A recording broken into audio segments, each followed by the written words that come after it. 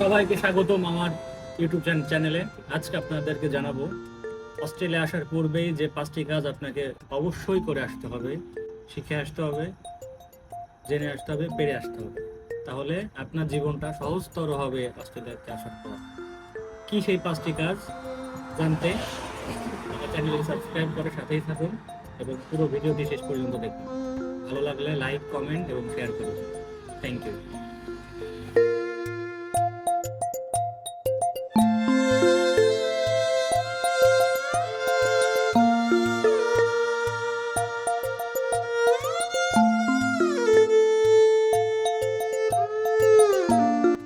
অস্ট্রেলিয়াতে আসার পূর্বেই যে 5টা কাজ আপনাকে মাস্ট করে আসলে ভালো হবে, তার মধ্যে প্রথম যেটা সেটা হলো ড্রাইভিং লাইসেন্স।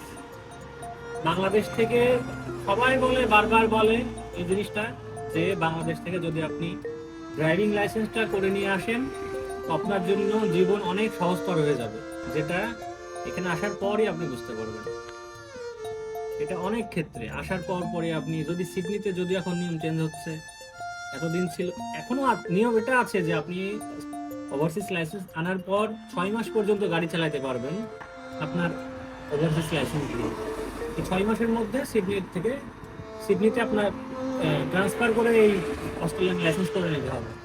এবং সিডনির বাইরের অন্য জায়গার যে এইগুলা, সেগুলাতে আপনার পার্থ, অ্যাডিলেড, অন্য জায়গাগুলোতে বাংলাদেশি লাইসেন্স দিয়েই আপনি সবসময় চালাতে পারবেন, অস্ট্রেলিয়ান লাইসেন্স না করে নিয়েও। সো অবশ্যই আসার আগে এইটা বাংলাদেশি লাইসেন্সটা, আপনি ড্রাইভিং লাইসেন্সটা অবশ্যই আপনারা নিয়ে আসবেন। আর দ্বিতীয়ত মাস্ট যেটা আপনার, সেটা হলো রান্নাটা। রান্না ভাই খুবই জরুরি একটা জিনিস, যেটা আমি নিজেও শিখে আসি নাই, কিন্তু রান্নাটা যদি আমি শিখে আসতাম আমার জীবন আরো আগে থেকে আরো সহজ হয়ে যেত। আমার এখানে অনেক কষ্ট, অনেক স্ট্রাগল করে রান্নাটা শেখা লাগছে। তো আপনারা যদি একটা বেসিক রান্নাটাও শিখে আসেন দেশ থেকে, তো এখানে আসার পর শুরুতেই একটা স্ট্রাগল আপনার করতে হবে না, এই খাওয়া দাওয়াটা নিয়ে একটা প্যারা খেতে হবে না। এটা হলো দ্বিতীয়ত।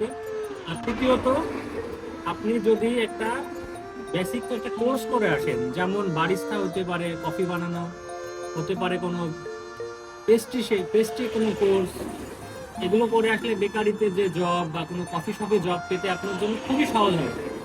আর এই জবগুলো বেতনও ভালো যেমন স্টুডেন্ট হিসাবে, তেমন পাশাপাশি আপনার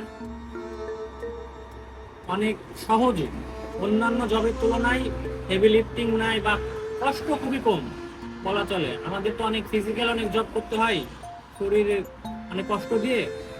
তো এই কফি শপের জবগুলো অনেক খুব আরামের জব, যদি এবং পাওয়াও আপনার জন্য সহজ হবে যদি আপনি এই কোর্সগুলো দেশ থেকে করে আসেন।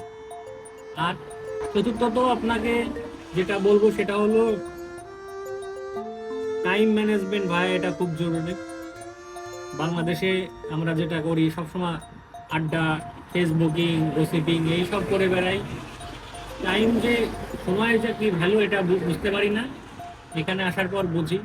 যদি এটা আপনি টাইম ম্যানেজমেন্টটা দেশ থেকে ভালোভাবে বুঝে আসেন, শিখে আসেন, সময় মতো খাওয়া দাওয়া, ঘুম, কাজ, যেখানে আপনার একসাথে সব কিছু করতে হবে, তখন দেখবেন যে কত ফাস্ট লাইফ এখানে শুরু হবে।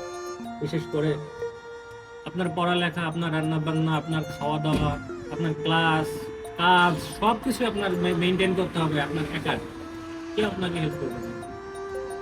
সো 5 নম্বর যে পয়েন্টটা, সেটা হলো অবশ্যই ছোট ভাই বোনরা যারা স্টাডি পারপাস অস্ট্রেলিয়া আসতেছো, সেই পড়ালেখাটাই তো সব থেকে মেজর রিজন। সো এটা পড়ালেখাটা ভালোভাবে মেনটেন করতে হলে তোমার অ্যাসাইনমেন্ট করতে হবে, ক্লাসের পাশাপাশি অ্যাসাইনমেন্ট থাকবে, প্রেজেন্টেশন থাকবে। এই জন্য এই যে ওয়ার্ড এবং পাওয়ার পয়েন্টের যে কাজগুলো, বেসিক কাজগুলো, এগুলো শিখে আসবে। তাহলে অন্যের কাছে হেল্প নেওয়া লাগবে না, বা একজন কাছে হেল্পলেস লাগবে না শুরুতে আসে। এই ওয়ার্ড এবং পাওয়ার পয়েন্টের কাজটা জানা থাকলে নিজের অ্যাসাইনমেন্টটা নিজের সুন্দরভাবে করতে পারবে। নিজের পাওয়ার পয়েন্ট দিয়ে নিজের পাওয়ার পয়েন্ট নিজেই সুন্দর করে নিজের প্রেজেন্টেশনটা সুন্দর করে বানিয়ে দিতে পারবা। সো এই জন্য এগুলো শিখে আসতে হবে।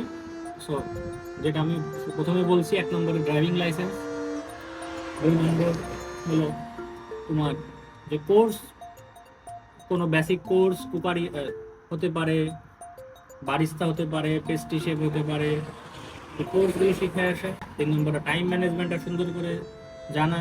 4 নম্বর হলো রান্না বান্না শিখে আসা। আর 5 নম্বরে এই ওয়ার্ড এবং পাওয়ার পয়েন্টের কাজটা ভালোভাবে শিখে আসা। এবং সর্বশেষে ইংলিশ স্পিকিংটা যত বেশি ভালো ইমপ্রুভ করে আসা যায় তত ভালো হবে, জব পেতে সব কিছুর সাথে মানিয়ে নিতে, অ্যাডজাস্ট করে নিতে সহজ হবে। সো আজকের ভিডিওটা এই পর্যন্তই। যদি ভালো লেগে থাকে লাইক, কমেন্ট, শেয়ার, সাবস্ক্রাইব করো। আর নতুন কি জানতে চাও, আপনারা কি নতুন অস্ট্রেলিয়া সম্পর্কে, স্টুডেন্টদের সম্পর্কে, নতুন অন্য কোনো টপিকের কোনো বিষয়ে কোনো কিছু যদি জানার থাকে তো কমেন্ট বক্সে জানান, কমেন্ট করুন। আমি সেই বিষয় সেই ব্যাপারে রিপ্লাই দিব, বা সে ব্যাপারে নতুন যদি সেরকম কোনো ভিডিও বানানোর থাকে তখন ভিডিও বানিয়ে আপনাদেরকে জানানোর চেষ্টা করব। Thank you.